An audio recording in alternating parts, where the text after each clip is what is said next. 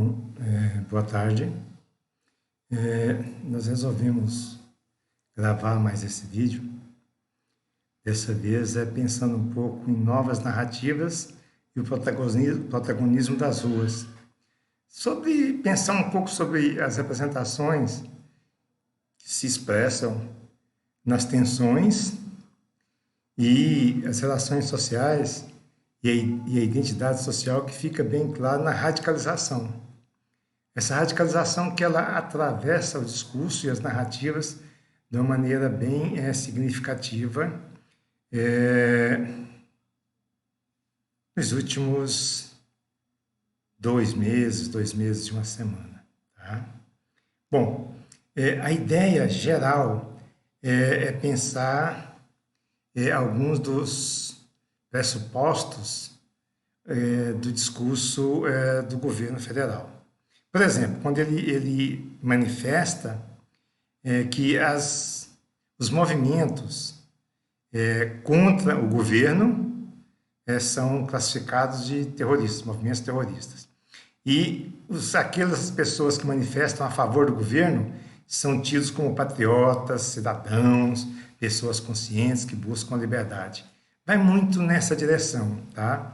Embora, quando eu coloco no radar as manifestações do dia 7 de junho no último domingo, nós temos 20 manifestações contra o governo e 5 a favor. E, majoritariamente, as manifestações contrárias foram muito mais significativas e contundentes. Bom, a crítica, no geral, vai no sentido de questionar a participação equivocada do governo na pandemia. Tá? A polêmica dos números da Covid-19 no Brasil, que ela é recorrente no discurso do governo federal. É o tempo todo colocando em dúvidas e o tempo todo acusando, como aconteceu ontem, dia 11, acusando o ex-ministro Henrique Mandetta de inflar números, enfim, acusando de ter cometido crime. Essa que é a realidade. E é interessante porque, ao não fazer exatamente o que o governo quer, essas pessoas são demonizadas e imediatamente tratadas como inimigas potenciais. Ok, um ponto também importante para ser destacado é que o presidente da Câmara dos Deputados, o Rodrigo Maia, ele tem assumido um certo protagonismo nas críticas ou na tentativa de estabelecer algumas balizas e alguns limites para a atuação do governo federal. Porque é importante observar, por exemplo, quando membros do governo fazem críticas à Organização Mundial da Saúde, fazendo referência à transparência e à coerência, que há uma incoerência enorme e uma falta de transparência nas ações da OMS. E aí, de uma forma bem alinhada ao que nós vemos nos Estados Unidos da América a partir do governo do Donald Trump. Bom, é preciso pensar, então, e questionar qual que é a posição do Senado e do Superior Tribunal Federal. Sabe? Porque eu digo Superior Tribunal Federal porque essa nomenclatura é complicada. Na minha concepção, o governo federal, ele, em um momento em que o senhor presidente disse que era detentor do poder supremo, me parece que ele questionava exatamente essa ideia de Supremo Tribunal Federal, enquanto órgão moderador dos poderes no Brasil, da República Brasileira. Mas, enfim, isso é objeto de outro tipo de discussão. Tá? Até porque algumas questões são interessantes de serem referendadas e consideradas aqui.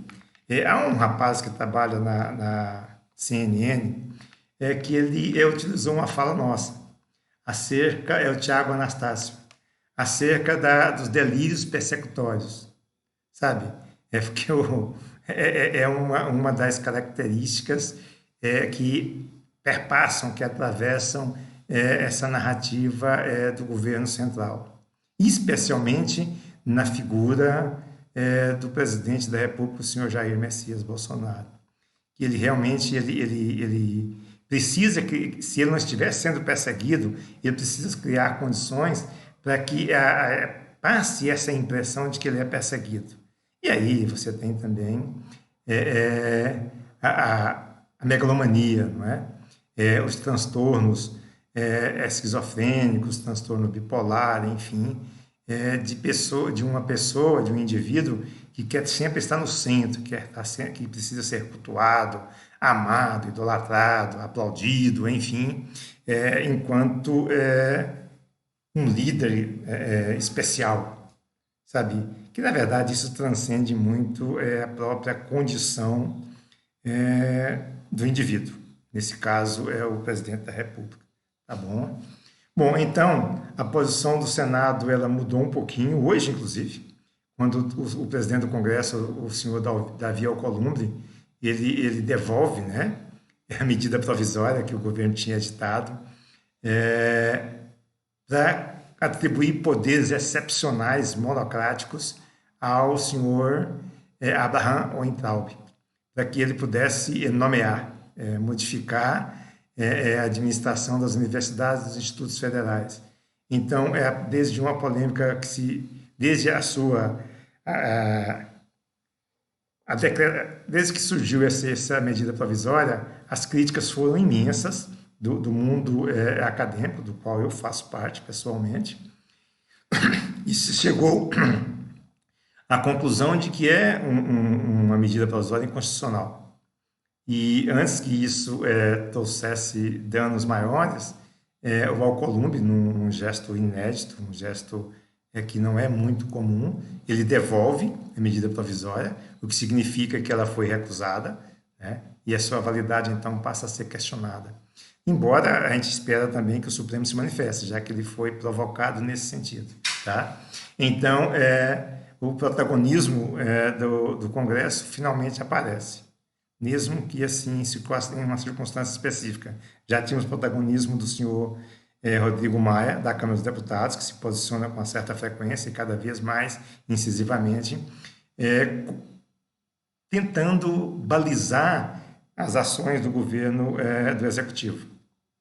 Bom, a minha pergunta seria bem simples. Até quando, né? Qual seria o limite para a intransigência do governo, dessa retórica, dessa narrativa do governo federal? Há um marco jurídico, sabe? Por que o judiciário e o legislativo não se manifestam de maneira concreta sobre isso, definindo os limites? Porque há limites, efetivamente. Porque a discussão fica sempre assim, saúde ou economia, não é? A questão das pessoas que não conseguem fazer o isolamento e distanciamento, ela deve ser considerada também nessa discussão. O que me leva a observar que não há nenhum plano de contingência do governo federal. Ele simplesmente abriu mão de coordenar, sabe, todo esse processo de enfrentamento da pandemia da Covid-19. O que é lamentável, porque a própria ideia de liderança fica muito limitada nesse processo. Então, as pessoas não conseguem fazer o isolamento por razões múltiplas, tá bom? Essa parte da classe média alta, sim, consegue. Agora, os informais, que são mais de 50 milhões de pessoas, não conseguem. Porque, nesse sentido, o argumento do presidente até que tem uma certa razão. Ou você morre por conta do vírus, ou você morre de fome. Embora não precisa se chegar nesse nível. Eu acho que você pode atenuar essas sentenças na medida que o governo atuasse de maneira efetiva, de maneira competente, de maneira clara, que não é o caso aqui. Na verdade, ele tenta se afastar o máximo possível de qualquer envolvimento ou responsabilidade com as circunstâncias que decorrem da pandemia da Covid-19. Tá? Bom, as pautas defendidas pelos manifestantes favoráveis e contrárias ao governo federal. Eu acho que vale a pena pensar um pouco sobre isso, porque ambos pedem democracia e liberdade, o que é bom, né? Para todos nós consideramos como algo positivo. Agora, que tipo de liberdade que a gente está falando, sabe? Essa democracia e essa liberdade, ela tem sentidos diferentes quando você observa os mais variados grupos, sabe? Aqueles que são a favor do presidente, eles consideram que a democracia e a liberdade é a manutenção do senhor Jair Messias Bolsonaro à frente do governo a partir de um golpe militar. Ou defende o AI-5. Ou a liberdade para eles é fechar o Congresso ou fechar o Superior Tribunal Federal, ou o STF. Ou então aquelas manifestações de ficar fazendo passeata com tochas, sabe? Também de frente ao Supremo Tribunal Federal. Liberdade é poder você agredir e atacar os ministros do Superior Tribunal Federal com dizeres de agressão pessoal, inclusive, sabe? Isso é liberdade. E o outro grupo, a liberdade, é defender a democracia, sabe? Democracia para todos. Defender a constitucionalidade da República Brasileira, tá? Bom, alguns adendos nesse caso. O STF, né? Ele é o centro, o centro do judiciário que poderia estabelecer, que tem estabelecido uma direção e um limite, né? E o sistema de comunicação também, por incrível que pareça, que é o que nós chamamos a mídia, que é o quarto poder, que começa a cumprir a função do Ministério da Saúde, sabe? Por conta da polêmica dos números, estatísticas e a divulgação dos dados relativos à Covid-19, tá? E o Supremo tem feito isso várias vezes e provavelmente vai fazer de novo no que se refere a essa medida provisória, que conferia poderes extraordinários ao ministro da Educação. Ele provavelmente, desde o Ramagem, que ele vem se manifestando contrariamente, a polêmica dos números, que ele se manifestou contrariamente, contrariando o governo, e agora mais uma vez. O que me leva ao raciocínio, lógico, aliás, de que aparentemente o governo já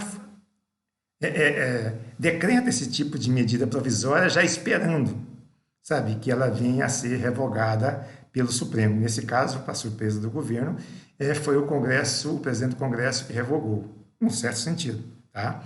Porque aí ele reforça essa narrativa de que ele é perseguido, que tudo que ele quer fazer de bom, como se isso fosse bom para quem, cara pálida, ele é tolhido, seja pelo Congresso agora e seja, e mais recorrentemente, pelo Superior Tribunal Federal, tá?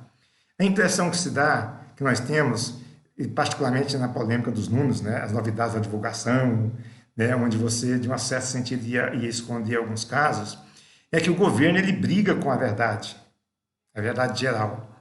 Ele vai na contramão, sabe? Ele não tem algumas rumores de que não queria que fosse divulgado números superiores a 1.000 mortes. Bom, para alguns cientistas e para algumas instituições internacionais, como a John Hopkins, nos Estados Unidos, a gente vai chegar a 4.000 mortes por dia rapidamente, tá? Bom, o governo ele prega ou tenta impor a sua própria verdade o tempo inteiro. Esse tipo de narrativa. É igual quando ele vai inaugurar o hospital de campanha em Águas Lindas, e ao invés de falar sobre a Covid-19, sobre um centro de atendimento às pessoas que contraem o vírus, não é? O coronavírus, não, ele vai falar da importação de armas, sabe? Que é preciso armar a população para reagir contra os absurdos. Que absurdos? Sabe, aquilo que é constitucional não tem como ser absurdo, porque foi pactuado pelos três poderes, eles assinam a Constituição. Isso é complicado, sabe, porque em última instância eles foram eleitos por nós. Bom, nesse sentido, eu fico pensando no ministro da Saúde, sabe? O atual ministro da Saúde, o general, né, que faz exatamente o que o presidente Jair Messias Bolsonaro quer, né? Isso é bem interessante e, ao mesmo tempo, nos remete a outra polêmica, tá?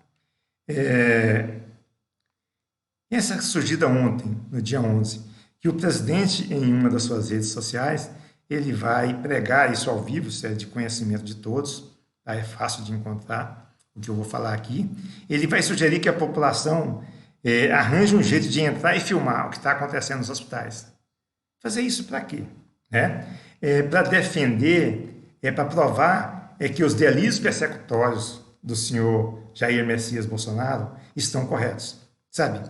É uma supervalorização do discurso político em relação ao discurso da saúde. E, por outro lado, isso resvala em elementos antidemocráticos e anticonstitucionais. É complicado quando uma pessoa da envergadura de quem ocupa a presidência da República estimula as pessoas a invadirem hospitais e fotografarem e filmarem. Uma coisa é quem está lá dentro filmar, ou fotografar eventualmente, sabe, enviar para fora quem está lá dentro. Outra coisa é você invadir. Há uma segurança, há uma série de protocolos, isso é inadequado, no mínimo, e anticonstitucional com certeza. Tá? Com muita segurança mesmo. Tá? Bom, ainda nesse assunto, é preciso, eu observo algo que me deixa com os cabelos em pé. É quando o ministro da Saúde, o atual ministro da Saúde, que é um militar e que é especialista em logística, enfim, ele vai assinar protocolos de tratamento da Covid-19, receitando, num certo sentido, a cloroquina, sabe? Estabelecendo protocolos de tratamento médico, né? E ele não é médico e ele não domina o discurso médico, tanto que em alguns momentos, ao invés de ele se refere às pessoas como o cara que pegou, sabe? E se fosse o médico, seria o paciente, enfim, ou o cidadão, né? Ou a pessoa que contraiu o coronavírus. Porque isso é complicado, porque, na verdade, nada contra o ministro da Saúde não ser um médico. Mas seria adequado que se mantivesse um conjunto enorme de assessores que fossem profissionais da saúde. Pessoas que tivessem notório saber e conhecimento. Para ele falar das questões relativas à logística, gestão e administração, e essas pessoas tratarem dos assuntos relativos a protocolos e a tratamentos. Porque, efetivamente, ele não domina, e se alguém disser que ele domina isso, é insano. É, mais uma vez, um delírio, sabe? Dessa vez, não um delírio persecutório, mas um delírio megalomaníaco, um delírio esquizofrênico, um delírio de bipolaridade. Porque é óbvio que o general não tem conhecimento dos saberes médicos, embora ele seja uma pessoa competente, e nada contra, inclusive, ele ser ministro. Mas ele não deveria ter loteado todos os cargos para militares, e que não necessariamente são da área médica. Sabe, independente de serem médicos, enfermeiros, enfim, e outros profissionais da saúde. Mas isso é uma agressão. E aí você divide fundamentalmente o Ministério da Saúde, porque você tem uma série de funcionários de carreira lá dentro. Como que fica a situação desses funcionários de carreira? Sabe, e que são funcionários de carreira que estão lá dentro dos princípios da racionalidade e da utilidade, porque são formados na área da saúde, sabe? Não são gestores eventuais ou pessoas de contrato temporários que vão ficar durante 2, 3, 4 anos e vão sair. Essas pessoas de carreira têm compromisso com o Ministério, têm compromisso com a fundação e a manutenção do SUS, com o tratamento das pessoas, com a saúde dos brasileiros. Tá? Bom, essa é uma discussão que eu acho que precisa ser aprofundada. Nada contra, repito, ao general Pazuello, mas é constrangedor ouvi-lo falar de especificidades da área médica, da medicina, por exemplo. Ele não tem traquejo nem domínio para isso. Então, isso é muito constrangedor. O discurso médico é muito específico. E ficou parecendo, sim, tá tá? Não é uma afirmação, mas que a ideia era, era manipular os dados e as estatísticas. Tá? Isso é importante, porque revela um amadorismo e revela uma atitude arrogante, prepotente, de querer dominar no espaço de 40 dias o saber médico que o autorizasse a fazer esse tipo de discurso. Ele não tem, ninguém, é impossível adquirir esse conhecimento em 40 dias. É complicado. E se cercando de militares, que normalmente são subordinados dos generais, do general. Sabe, não de subordinados ou de uma assessoria que tivesse um saber médico respeitado, sabido, sabe, e efetivo. Bom, isso é complicado porque a Covid-19 ela vai apresentar uma série de lacunas para efeito de pesquisas e estudos, tanto na área médica quanto na área social ou econômica. Porque nós temos uma subnotificação e agora nós temos um ocultamento, inclusive uma tentativa de ocultamento de dados relativos aos impactos dessa pandemia aqui no Brasil, da Covid-19 no Brasil. Bom, quando eu observo, eu penso na reunião de 22 de abril, eu me lembro que o senhor Ernesto Araújo, que é o ministro das Relações Exteriores, ele praticamente não se manifestou, ele não teve destaque. Mas agora ele tem destaque, porque ele vem a público para dizer que falta transparência, falta coerência à Organização Mundial de Saúde e que ela é melhor que o Brasil não seja signatário. O que é um absurdo, porque é uma decisão apressada, é uma fala apressada, é uma fala impensada, sobretudo. Tá? O que revela esse espírito bélico, tanto do senhor Ernesto Araújo, como da senhora Damares, da Cidadania, do Ricardo Salles, do Meio Ambiente, e particularmente do Abraham Weintraub, da Educação. Porque é assustador observar como que esse senhor ele se manifesta. Como que esse senhor imagina ou atribui a si uma certa autonomia para falar absurdos e para agir de forma absurda. A começar por ser extremamente deseducado. Tanto ele quanto a senhora Damares, que parece revelar uma certa lacuna intelectual.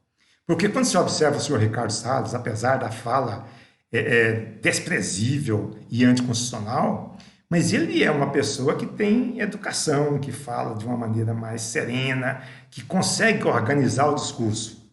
Assim como o senhor Ernesto Araújo. Ele tem um discurso estruturado, embora desprezível a partir do ponto de vista de apresentar um viés ideológico muito grande. Tá? Porque os absurdos, eles se revelam particularmente em medidas provisórias, como essa do governo que nós falamos, né? Que o senhor Weintraub, ao invés de ser repreendido depois daquela reunião pandemônica de 22 de abril, ele foi premiado, sabe, com um decreto que iria dar-lhe poderes extraordinários para realmente forçar uma volta às aulas sem considerar as especificidades do sistema de educação. Seja na educação infantil, o ensino fundamental, o ensino médio, o ensino superior. É complicado, sabe? Você colocar as pessoas dentro de salas de aula, não estamos falando de salas de aulas com 15, 20 pessoas. Estamos falando de salas de aula, de salas minúsculas, com 45, 50 pessoas. E todas respirando. E sem a mínima infraestrutura. É assim onde eu trabalho, na Universidade Estadual de Goiás. Imagina, todo mundo respirando durante 3 horas no mesmo ambiente, nessas condições, tá? Isso é complicado, tem que se pensar isso com a maior racionalidade. Bom, por fim, eu queria falar um pouco mais sobre essas manifestações, geralmente aos domingos, onde a discussão e as reivindicações clamam pela ditadura, AI-5, fechamento, enfim, das esferas de poder no país. E é preciso lembrar que normalmente há um limite, ou deveria haver um limite para tudo. Tá? Essas manifestações, elas revelam uma intolerância em relação ao outro. E aí é só observar o que aparece todo dia nos jornais e quais os impactos de lideranças que agem assim. No Rio, numa praia do Rio, você tem uma cerimônia de cruzes e tal na praia, e que vem um senhor que claramente não usa máscara e é um seguidor dessa filosofia que emana do governo central, governo federal, e sai derrubando as cruzes, como se ele tivesse poder e autoridade para isso. E aí vem outro senhor que vai recolocando as cruzes. E ele diz que está fazendo isso, recolocando, porque ele se sente ofendido. Ele perdeu um filho de 25 anos. Isso é algo sério e que precisa ser pensado e repensado, porque há um simbolismo nisso. E é um simbolismo que emana do governo federal, que ele está fazendo pregações contra a ordem, ele está fazendo pregações que vão levar a conflitos e tensões que as pessoas sabem como começa, mas nunca sabem como termina. Como, por exemplo, esse, de derrubar as cruzes e achando que tem autoridade para isso, ou nós pensamos nas pessoas tentando entrar dentro das UTIs, unidades de tratamento de terapia intensiva dos hospitais, para poder filmar. Afora o perigo de se contrair o vírus, né? Isso é absolutamente impensável a partir do ponto de vista jurídico, do ponto de vista constitucional. Enfim, não parece algo que tenha racionalidade e bom senso. Por fim, quando a gente pensa em retrospectiva, mais uma vez, a reunião pandemônica do dia 22 de abril, é preciso relembrar que lá nós tínhamos uma série de militares participando da reunião. E as reações deles nos levam a acreditar que há uma normalização das agressões e bravatas, aí tanto da Damares, quanto da cidadania, né? Mulher e cidadania, quanto do Ricardo Salles e quanto do Weintraub. Porque aquilo deveria haver uma repreensão. Não é adequado, sabe? Isso está longe da liturgia do cargo. Aliás, é de uma deseducação fenomenal. Parece qualquer coisa, menos uma reunião ministerial. Tá? E uma notícia de última hora. Na verdade, uma constatação. Há um grupo de cientistas, de médicos sanitaristas, que defendem, que afirmam, aliás, que nas próximas 3 semanas nós teremos muitas surpresas no país, por conta desse processo assodado de flexibilização. Flexibilização que vai no sentido contrário a tudo que se viu nos outros países. E o Brasil insiste em não aprender com a experiência que vem de fora. Isso, inclusive, o governo de São Paulo, para não dizer que se defende algum tipo de governo. Até o governo de Goiás, com essa flexibilização ridícula. Por quê? Nós não podemos ser comparados à China. Lá você tem uma ditadura socialista. Se o governo falar que é para ficar em casa durante um mês, as pessoas vão ficar. Elas vão obedecer, sabe? Porque ou você obedece, e se eu morasse lá, eu ia obedecer. Porque você é praticamente obrigado a obedecer, tá? Por um lado. Por outro lado, nós não podemos ser comparados também com a Europa, tá? Porque lá tem condições sociais, econômicas e políticas para que as pessoas fiquem em casa. Aqui não, aqui 70% das pessoas não têm condição de ficar em casa, porque senão vão passar fome. É complicado, é preciso repensar sobre isso, mas particularmente é um alento. Perceber que o presidente do Congresso começa a se manifestar, observar que o presidente da Câmara dos Deputados se manifesta e vamos aguardar que tipo de manifestação o Superior Tribunal Federal vai fazer em relação a essa medida provisória que profana, sabe, a academia brasileira com uma proposta arbitrária, autoritária e homogeneizadora, como se todos nós dentro da academia pensássemos iguais. Não, há dentro da academia muitas pessoas que pensam inclusive igual ao governo. E nós temos que conviver com ela. Isso faz parte da condição democrática. É preciso que o governo entenda isso. Nós voltamos em outro momento para falar um pouco mais sobre o momento do governo e sobre o perigo da situação que nós vivemos, que não é percebida por muitos. Parece algo orquestrado, todas essas tensões que são criadas propositalmente, sabe? Dia após dia, semana após semana. para estabelecer um ambiente de confronto, onde o executivo parece estar sendo tolhido na sua autonomia. Mas ele é tolhido na medida em que adota políticas antidemocráticas e anticonstitucionais. Mas só que essa ideia geral não passa para a população. Vide a conferir. As pessoas vão tentar entrar em hospitais e filmar e fotografar.